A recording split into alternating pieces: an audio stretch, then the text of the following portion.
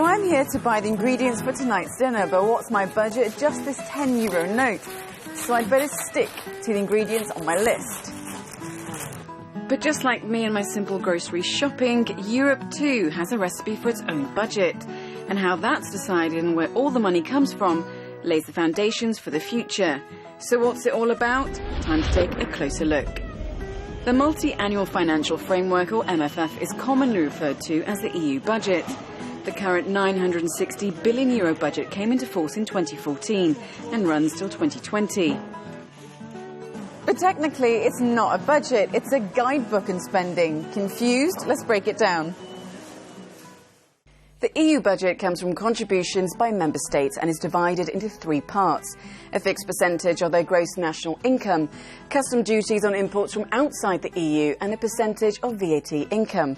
And where does all that money go? Well, what each sector or policy area receives is allocated across the 7-year fixed period. For example, the Common Agricultural Policy gets €312 billion. Research and innovation, almost €80 billion, and youth employment initiatives, €3 billion, to name but a few. How the budget works is easily explained through a simple demonstration. What each country pays in depends on the size of their economy. Germany, having the largest, puts in the biggest chunk, followed by France and the UK. In fact, along with Spain and Italy, half the budget is already paid for. So what countries like, say, Luxembourg or Slovenia put in pale in comparison. But remember that these are smaller economies. Greece, for example, pays a big proportion of its gross national income to the EU, but it gets back a lot more than it pays in. But remember that the budget is all about balance. In 1984, British Prime Minister Margaret Thatcher negotiated a rebate on the basis that too much British coin went into the Common Agricultural Policy, for which British farmers didn't benefit. So now the UK gets back 66% of the difference between what they pay in and what they get back. But the UK isn't alone.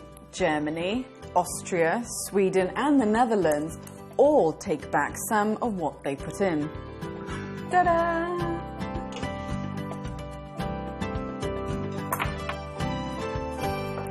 Okay, dinner's served. Ask you to put that there. The big idea behind the budget has been to boost the standard of living, especially after the crisis. The focus of this multi-year budget has been growth in jobs.